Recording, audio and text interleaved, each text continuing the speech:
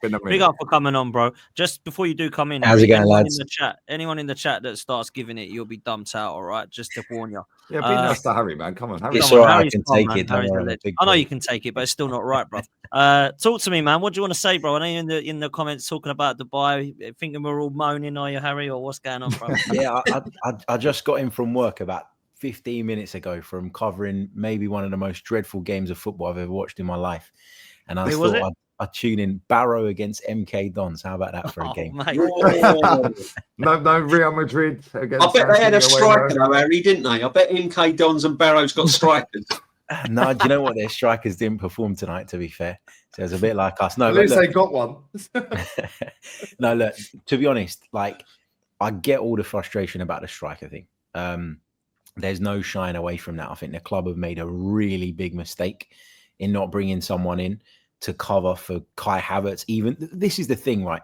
I get this thing about, you know, maybe the right guy wasn't available, etc., and you've got a target for the summer and you want to wait until you can get that number one target. I get that. All of that is fair. But where I really disagreed with Mikel Arteta and what's been said recently is when they were saying, well, we don't need just a body. Well, actually we do, because we literally have one striker at the football club and he has now picked up an injury and we're up shit street, because the alternative options that we had, or they're not even really alternative options. They're us being creative and trying to maybe, you know, mold players into different ways. Trossard, for me, who maybe done a bit of a job there earlier on in the season when Odegaard was out and we switched to that weird kind of 4-4-2 thing for a bit. He's not delivered anywhere near enough. No, Martinelli would have been an option maybe, but he's injured as well. You've not got Saka's goals in the team. Odegaard's not contributing in the same way that he has previously. Even people like Declan Rice, he'll never get the stick for it or the criticism because all round his game is so good, but he hasn't contributed anywhere near as much in terms of goals and sort of contributions in the final third as well. So I understand the frustration. The bit I don't get is the Dubai thing. For me, the Dubai thing makes no sense. Like, these guys are running on empty, right? And whether that's down to the way the squad's been built or whatever, I don't actually disagree with that. I think that's right. We're asking too much of certain players. Kai Havertz is a prime example of that, by the way. I'm not surprised he's picked up an injury in a drill, which is what it sounds like has happened. So you think about that and you think, you know, warm weather, it makes a bit of sense. Like, go away and do it. Where I don't think we should be pushing it too much is with all the videos and the diaries and all of that stuff. The mood is down because of some of the recent results, but also because of the lack of signings. So I think you got to be a bit smart in the way that you know, go and have the training camp, go and do what you need to do, go and have the warm weather, because I think that does help with recovery and stuff. But you don't need to package it up as something amazing when it should just be a training camp and it should just be focused on figuring out how we're going to get through these next few months, because we're going to fall short. We're not going to win the Premier League. We're not going to win the Champions League, I don't think. We're out of the cup competitions. So, you know, there is obviously reason to be frustrated and upset. I just feel like sometimes we focus on the wrong stuff. Like, for me, the Dubai thing, I couldn't give a shit if they train in Dubai or in Bognor Regis. Like, as long as they do the work that they need to do on the training pitch, and if being in hot weather helps, then yeah. But does it? Sorry to cut in, Harry. Yeah, bless up. It's been a while since we've been on stream together. Does it actually help though? Because England's freezing cold, mate. Yeah. So now they're going to go to a hot country. They're going to rub it in our faces, bring back El Nini. Yeah. Like, oh, reunited. Yeah. They're going to have some geezer, like some trickster. Yeah. Like, kicking the ball up and down. Yeah. Like some freestyler guy. Yeah. They show, oh, we're working, squad. Yeah. Oh, bringing the energy. Our captain's saying that, bruv, you ain't brought the energy for 2 years. Real talk. Right. Let's just be real with it. Yeah. Why didn't they go to the Gulag? Why didn't they go to Siberia, Dagestan? Why don't they go to altitude in Mexico or like Bolivia or somewhere? Like, no, real talk, yeah? Because let's be real with it. Right? We've seen this at Chelsea, yeah? Chelsea's manager has sat there in press conference after press conference after press conference saying, we're not in a title race. Players that are getting paid regardless of result, yeah, which, as Jez alluded to earlier on the podcast, they're getting paid. Yeah? It's in their contract, they have to train. They have to train. They have to do media duties, so on and so forth, right? So now the manager of Chelsea is telling everyone we're not in a title race. Is it any coincidence their results have gone from up here to down here real quick and they're struggling to do anything? Now our manager's sitting there while we're running on fumes. Well, you're part of the management committee that buys signings. Yes, you're not negotiating, but you've signed another contract to keep your mouth shut. Because I've seen Antonio Conte do this at 2 clubs, Inter and Tottenham. They'll say, yo, you want to sell my players? You don't want to buy me what I want? Yeah. For 20 years, they never play for nothing important. I get the money. The fans pay the money. We've all seen that. We see it in Inter. You want to sell Lukaku? Cool. See you later. He left. This manager went, oh, cool, I'll sign a new contract. 15 million, second highest paid manager in the world. Now, they want to rub it in everyone's faces every 2 minutes that they're in Dubai. Yeah, the only reason they're in Dubai is because this manager sat there week in, week out. This club is posting out pressure. Pressure is a privilege. Yeah. Then we go and lose 2-0 to Newcastle. Look sedated all the way through it. We then get banged 3 days later on the 12th of Jan to Man United with 10 men. Got given a penalty, right? Missed it because he's got pillow foot. Right. Then we go and walk around tranquilized at Newcastle again. This manager subconsciously has told the world, yeah, well, we're running on fumes. We're running on fumes, mate, because you signed a contract to keep your mouth shut, like Wenger did. Highest paid manager in the world when Jose, Fergie, yeah, Simeone, Ancelotti, all the top ballers, like top geezers, were all managing. Highest paid, why? To keep your mouth shut. Oh, well, no one was available. Why'd you look at me? Yeah, this guy's doing the same thing. And I think our fans have fallen into the trap of they want him to succeed so much because he's an ex-player and he was the captain that ended the trophy drought under that guy, under Wenger, right? And they've bought into it, which is cool. Harry, you was Emery out from day one. Yeah, I was. Conversation. But at the same time, Unai Emery, this guy took 3 years to overtake his points tally and his finish in the league. But this guy inherited a mess. So how did he inherit a mess, but then go and win an FA Cup in 6 months without signing no one? There's a few points here. There's a few points here on the warm weather stuff. Yeah, I've just literally done a 2-second Google search. Yeah, warm weather can help with muscle recovery because the heat increases blood flow to the muscles. Right, but this is something that Arsenal have done every year, where possible. When they've had the opportunity to go away in the winter, they do that. This is not anything different from what happened last year or the year before. No, sorry, Harry. Sorry to cut in. No. Last year it was a winter break. It weren't off a failure. Yeah. Right. When we went to Florida in the summer, like we've done for 4 out of the last 5 summers, how's that worked out? Because that's warm weather. It was 40 degrees in Florida this summer. I think that's the thing that I think is annoying a lot of fans. Well, how's that worked out? Because we got banged by Fulham. Yeah, that's the thing that's annoying people. That's not the point here. That's what it is. Dan, can I just throw something into this? We have the left arm fast shirt sponsored by Visit Rwanda. Right? On Monday, I don't know if you saw it, gentlemen, there was a massive protest outside Horse Guards Parade about the Rwandan government, to the point that the Horse Guards closed down the entrance. They took the 2 guards on their horses into Horse Guards Parade, shut the gates.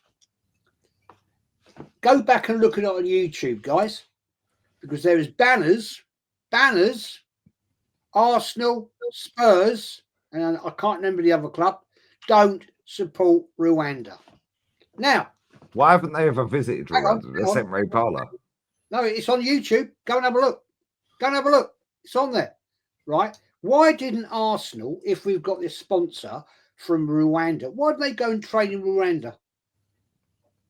Hot country. Well, why didn't they go there?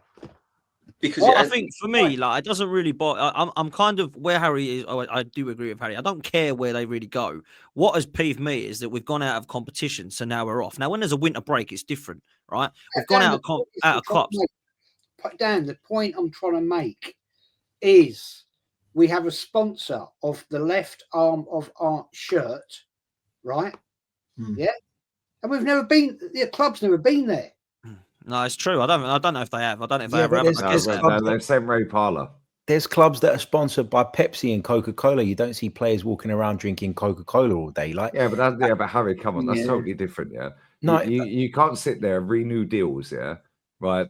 Right, drinks and all of this, and phones and phone companies and betting companies, totally different. Yeah, when you're actively sponsored by Fly Emirates on your shirt sponsor, your stadium sponsor, and your training ground sponsor now, right? And then you're actively going out to Dubai, and you're telling the world and the players subconsciously in every press conference for weeks and weeks, the players are running on empty. Players don't need an excuse to down tools, Harry. Yeah, we've seen this so many times. Chelsea, like I said, is the best example. They were up there this season. Soon as Maresca came out about title talk, how many games did they won? 2 in about 12 or 13 or whatever it is. Why? Because he's telling the world, we're not in a title race. Not in a title race. Now, this manager is telling everyone, well, we're running on empty. Yeah, Real Madrid have got more injuries than us. Their squad costs about the same as ours. They got the same amount of squad members, 23, I think they've got. We got 22. They've just beaten Man City 3-2. They were shit all night. Yeah. They were crap. They're top of the league. They still win stuff. Yeah. Why? Because they've got a manager that knows what they're doing. Yeah. They don't do this, let's go to Dubai and post out random crap. Yeah. But, bring in the energy when you ain't brought the energy all year. They go to Florida. Cool. They were in Florida. We went warm weather training. There's a guy in the chat, Jogger Benito. He's a psychotherapist. Yeah, warm weather training can factually, and this is factually, F you up. And I've said this, and I'm calling it now, and I called it earlier, and I called it on other streams previously. We've gone to Dubai. You are going from cold weather to hot weather, back to cold weather. Muscular injuries left, right, and centre. Is that how it went last season? Because as far as I remember, it was a 2.5 week winter break schedule. They weren't in Dubai for 2.5 weeks. No, they were there for what, 12 days, 10 days? No, they weren't. They weren't there for that long. They were there for less than a week. Like they've been the same time. Harry, come on. They were there for more than a week. They weren't. Can I ask you though, Harry? Right. So sorry, because I feel like I want to get you on to actually get your opinion on it. So I feel like we're all cutting. So I want to just let you have the floor here, right? Because I know you ain't got long. There's going to be downfallings. Well, there's already downfallings this year, right? If it gets to the stage where you've just said you don't think we're going to win the Champions League and the league, I don't think there's anyone on here that does believe that you're talking rubbish there. I think we're pretty much going to fall short in everything again, right? Where does your fingers point the blame? Because I know you and I in a WhatsApp chat, we speak quite a lot on streams. We used to do quite a lot of talk about where we see the manager and where we see the ownership. Where are you at with it right now? Because Mikel Arteta would have potentially got another season without a trophy. The Cronkies have had absolute shambolic time in both of the transfer windows, albeit some are saying they're happy they're not giving him money because he's had enough. Where do you stand with it all, mate? In terms of who would be to blame? Yeah. I think it's a collective failure. The thing of not getting anybody in this January window is a collective failure. Because you can talk about the right player wasn't available or we couldn't find someone. Well, your job is to find someone. Your job is to find someone that can come in and help the squad. It doesn't necessarily need to be the long-term thing. It doesn't need to necessarily cost you 65, 70, 80 million quid. There are players out there that could have come in and provided cover. Because this thing about like the Havertz thing, right? As soon as the window closed, I jumped on a stream and I said, what are we going to do if Kai Havertz picks up an injury? We are one injury away. Yep. And when I was at the training ground last week, someone from the club asked me my opinion on the window. And I said exactly that thing. We are one Kai Havertz injury away from a disaster. And the way you can manage a player, it's not just about not playing them from the start. Being able to take someone off with 20 minutes to go in a game that you're winning and saving 20 minutes here, 20 minutes there in their legs, it can make the world of difference over the course of a long period of time. So it was never about going out and getting this amazing striker. We just needed someone else to come in. I know that Mikel Arteta wanted Ollie Watkins. I know that was something that he wanted the club to do, but it sounds like the club weren't willing to spend as much as it was going to take at the time. And they bid 34 million and 17 up front. I know. Yeah, and the club weren't willing to do that. That's not Mikel Arteta. So that's why I say it's a collective failure. Because Harry, can I just ask you one question? Because I know you've got to go. I've got a problem with that. I've got a problem with the potential acquisition of Ollie Watkins. I've got a potential problem with the acquisition of Morale on the basis these are players he's known about for the last 4 or 5 years. Now, since Aubameyang's left the football club, he's left the football club 3 years ago. Why now and not 3 years ago when Ollie Watkins, when he first left Brentford to go to Aston Villa, was playing good football? He was arguably in better form then. What has changed? Because the narrative has always been that he's always, put his flag on Sesko, because that's the reason why I say that's a fact, because no one's ever denied we're going for Sesko. Obviously, I'm not saying we're not going for Ollie Watkins. What I'm trying to say, at the 11th hour, why has he become a viable option when we've known about it for a long time? That's where I have a problem. And that's fair. There's a couple of things. So the Ollie Watkins offer was made a few days before we heard about it. So it wasn't done on the day that we learned about it, right? It was done in the week prior. And Arsenal were trying to, from what I understand, were trying to exploit an opportunity, right? They were trying to get Watkins because they knew that Villa were in a position where they had to sell one or the other, whether it be Watkins or Duran. Now, ultimately, I see it as a failure because I think Ollie Watkins would have improved us in the here and now. And I think that the fact that the club weren't willing to spend what it was going to take to get Ollie Watkins in, that if I was Mikel Arteta, I'd feel let down. I'd feel let down because if I'm a manager and I'm sitting there telling you I need something. And but is he though, Harry? Well, I don't believe that Mikel Arteta. This guy's not signed one striker in 5 years, Harry. Yeah, and I agree with that criticism. Does he want a striker? No, because every striker he's had is ruined. I agree with you that he should have brought in a striker before this point, and it was too late. How far do we go with this, though? Real talk. Well, I sit I'm not just saying it because I'm here. Like, no, I know that. Listen, I'm not trying to make it a siege that's campaign. Fine. That's fine. Because I respect what you're saying. You know that. Yeah, no, I appreciate that. Look, when I'm after each game, I go into the radio room to interview Mikel Arteta, right? And I can tell you that when Arsenal do not win the game, you don't want to be in that room. You don't. Yeah, but that's all for show. Yeah, but I don't think it is. I think you can Bro, see this guy's nicking 15 million quid a year for winning one trophy. Yeah, but he's earning 3 times more than Inzaghi at Inter Milan. He's earning 3 million less than Pep. But this is the thing, that this is the issue I have, right? I think if you break down the points that you guys are all making, right, and you break them down one by one, there's a lot of them I agree with. There's a lot of criticisms that you can direct at the manager. There's a lot that you can direct at the club. There's a lot that you can direct at certain players, right? I agree with all that stuff if you break it all down. But the tone in which Mikel Arteta has discussed is as if he's taken this club backwards. Actually, from where where he picked the club up from, when he took over from Unai Emery, the club has moved forward. There is no question. No, Harry, league position.